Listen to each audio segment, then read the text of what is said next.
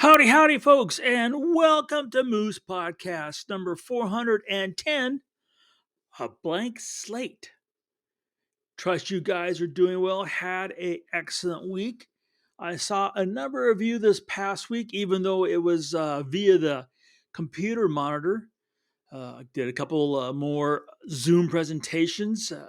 Somebody asked, how do you find out about that? That's most of the time they are camera clubs that have invited me in, so you have to be a member of that club. I think uh, no one's ever said outright, and I have to be honest, I haven't thought about asking, can others just come in? But I think the clubs, because their members pay dues, they just don't let quote unquote guests come in unless they invite them. But I appreciate those that were at those online events for saying hello and your well wishes. So thank you guys. Well, here we are in the second week of August. Thunderstorms are still rolling through. My ops is going crazy. Uh, Luckily, knock on wood, all the fires, the spot fires that have started, the smoke jumpers and the crews have put them out. So God bless you guys for being out there and doing what you do, risking literally sometimes your life to protect our properties and our lives. So thank you. Very grateful. The the weather has done a number on my photography, and the other side, I had two air-to-air photo missions this past week that were long planned. Both got scrubbed because of the storms, which is just the way it goes. That's part of wiping off that slate. But hey, another week, more progress, and more to do. Just so everybody understands, the podcast is seen in many places, or heard in many places, I should say, Spotify, etc. But it's always every month or every week posted on the website. There is a blog post for the podcast, and there's a podcast archive, which has everything from the very first podcast, which if you listen to it, it's good for a laugh, to the current one. So all that is there, as well as the transcript for the last, whatever it's been, 6-8 months since Adobe Podcast Beta has been making them available. I'd be grateful if you have the opportunity to spread the word. It's interesting to look at the trends for podcasts, not just the Moose podcast, but all podcasts. And they kind of go up and down. And it's, there's always those that say it's the end of, like I remember the end of printed magazines back when e-mags start showing up. Well, we know what happened there. And I think podcasts will continue to flourish, but I appreciate your support and spreading the word about the Moose podcast. I want to thank you folks. Many of you reached out on my documentary, Land of the Giants. Appreciate you going by, watching it. Some of you have been kind enough to watch it twice. It's not a normal documentary. It's a short look at a week of the life of Kodiak brown bears in spring when they come to the flats after they've emerged from their dens. It's a special world, and it means a lot to me to be able to bring it to you, and even more that you go and watch it. Thanks ever so much. I will be in Arizona next month and Oregon in November, doing a number of presentations live in person. Hey, if you get the opportunity, come on by. Love to say hello to you, shake your hand, answer your questions. So those, as soon as I have the information, I will get it posted on my website that I can advertise it. And we have our adventures. It's cranking up again. I'll be in Monument Valley next week on what I think is the first adventure for the fall season. I know it's August, but I just got done with, almost 6 weeks of what we think of as a summer break. And so it's time to crank them up. They're on the website. We'd love to have you folks join us. have a number of new people, and I'm excited about all you new folks signing up to join us the rest of this year. I love my core folks, but I love to meet new people. It means new challenges. And to be honest with you, you ask questions that a lot of the people who've been on a number of adventures had asked when they first joined, but they kind of forget the answers. That's just human, just being a photographer. So you new folks, you kind of bring life to some of the old folks. So have a chance, come and join the adventure. We have a lot of fun. The blank slate. When we first start out in photography, we are often a real blank slate. We literally go into a camera store with nothing, right? Except for, money, which we often leave with none of that. But we have all these beautiful boxes of really great aroma camera gear that we then start this process. So a blank slate, in some ways, is a good thing. It means that nothing's carved in stone yet. We have no bad habits. We have nowhere to go but up. On the flip side, if you've been shooting for a long time could be, defined as anything you want, then all of a sudden, a blank slate is like a vast, vast, empty hole where all of a sudden the motivation, the passion, the intensity, all sort of just kind of almost, I don't want to say evaporates, but gets to such a dull sound that it's not driving us forward to go out and shoot more. It's kind of like in this very similar way, especially from the creative sense, writer's block, where you want to tell a story, you sit down back in the day at a typewriter with a blank sheet of paper, and you sit down to type out your story, and the paper stays blank. Now, I could have said a blank sensor, right? Because that'd been more accurate for our digital photography days, or a blank viewfinder. But I knew that all of a sudden people go, "Oh, something broke," and they'd listen, and it'd be no.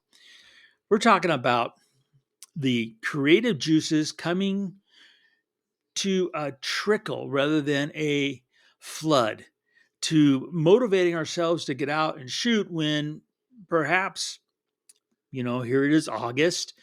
It's hot, some places really wet, some places really windy.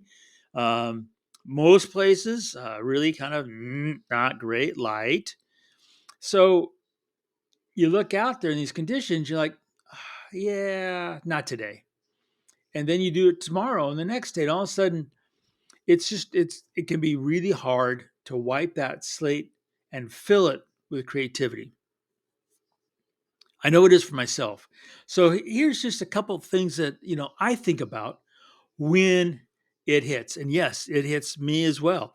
It's I with I thought, for example, that this past week I was going to have not one but two air-to-air missions with some really great aircraft that I had never been with in the air, and I was looking forward to. I even had articles set up and done all my research and started writing the articles for both these shoots, only to have them go poof. Now, last week, I was, mentally getting ready to go out and do that. I was getting the gear out, sensors clean, checking through the notes, everything I need to do, brushing up the old brains, practicing hand holding even more rigorously than I normally do. And then poof, rug pulled out from underneath me, which that's part of the process. And that's what, in my case, brings up a blank slate. Because then it's like, okay, now what am I going to do? To the point where all of a sudden I'm looking at, there's been some really cool bug photography, and with the heat right now, and with so much stuff hatching, some of it annoying, some of it photographic, I thought, okay, I'll busy myself and I'll sit there and see if I can do some bug photography. Which then all of a sudden, I'm like, okay, now I have to kind of change gears and lenses and lighting, and then all of a sudden, the deer start playing again. I was like, okay, good. Phew. Don't have to go to the bugs right away. I'll go work the deer. But then they move through and they're good for 10, 15 minutes and then crickets again. That blank slate can be really hard to push through. If you work a 9 to 5 job and you have that life thing to do, squeezing in photography, especially when you haven't done it for a while, you don't have, and here's the heart of the matter, you don't have a really kind of marvelous last experience to go, oh, I was out 3 weeks ago and I got this, that's that shot. You're all excited. You still look at it. If you don't have that motivation to get out and to populate that blank slate can be a challenge. So the first thing I recommend is that you simply just put the camera in your hands and do some basic practicing. Just practice handholding technique. First thing, just kind of get the mind and the body in that tactile memory going to you could say, limber up, warm up, motivate up. Okay. And then 9 times out of 10, okay, maybe 8 times out of 10, maybe I'm being too um, uh, positive here. But anyway, in that basic hand holding technique, and what I do is I move and look around at different things. And in that process, a lot of the time, something will click in the head. A flash of light will go through the viewfinder. A subject might all of a sudden come in, snap into focus. And then, okay, you're off to the races. That's one way to do it. What's another way? Well, uh, last night and tonight is the height of the starts. I should have written it down. It starts with a P. Anyway, the meteorite shower. Okay. Now I realize that some live in a city where seeing these meteorite showers can be a challenge, but it's kind of can be a really simple thing to go in and just okay. I'm gonna go to where the skies are darker, and I can work the meteorite showers. So there's the first way of starting to get the slate to, to populate with something. Because now you have to think about, okay, where do you want to drive to? It's going to be late at night. I want to take some refreshments. I take a chair. Take my spouse, a friend. Maybe I'll take a couple of photography friends. We'll make a fun evening of it. We'll go out to X, Y, or Z and we'll set up. We'll put out the chairs. Okay, cool. Now, what do I need for exposure? What do I need for camera gear? What do I need for batteries? What do I need for lenses? And what happens there? Then all of a sudden, what? Then you start the juices going, and uh uh the it's just there's times where the mind just and the creativity just starts to slow down enough that you just need to give it a little bit of a jump start. Connect that battery up, turn over the key again, and go. What other possibility ways of do you have it to removing that blank slate issue? Well, believe it or not, talking to a friend who's a photographer and seeing what they're up to can often break that dam. Going to a presentation and seeing other people's photographs can break that dam. Going to an exhibit at a gallery or a coffee shop or a museum can often kickstart things. Going to a local event, farmer's market, a parade, a rodeo, um, county fair, any and all of those things can break the dam. None of these really involve spending much money. Another way of breaking the dam, which I'm a little hesitant to recommend, but it works almost every time, is to go buy a new piece of gear. But I would recommend that you don't go buy a piece of gear, because it's kind of like that advice they give, don't go grocery shopping when you're hungry. Well, going into a camera store with a blank slate, you can buy things you really, especially at the end of the day, don't need. So go rent. Go rent.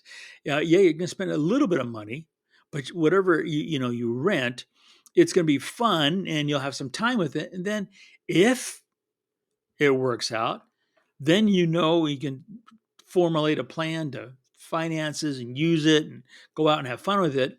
And if it doesn't work, you still have the fun and you save a bunch of coin.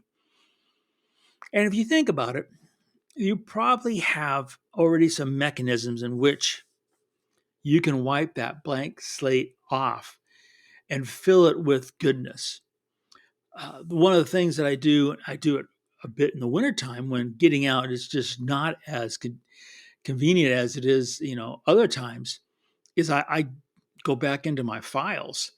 And in this day and age, I know one person, a really good friend, who wanted to kind of, I'm not going to say relive a past adventure, but he wanted to share it with others. And it's not really convenient to carry around a iPad and just, it's fun to see people's, expressions when they see photographs and kind of, you know, elaborate on stories the photographs might tell. But he wanted to go further. And so he went and made a book. And it's gotten pretty darn easy and, in the photographic world, relatively inexpensive to self publish some books. He made a couple dozen and then he sent them off to people. And in this process, he looked at his old photographs, so he got to relive those memories. And that's what photography is all about. He got to be creative because he organized the contents of the book, from page 1 to the end. And then he got to share his photographs, which is a whole new high. And then he got the response from those people who got the books. So there are ways of doing it out there. I guess the most important thing to understand is, if you're facing that blank slate, that empty page of paper, no, you're not alone.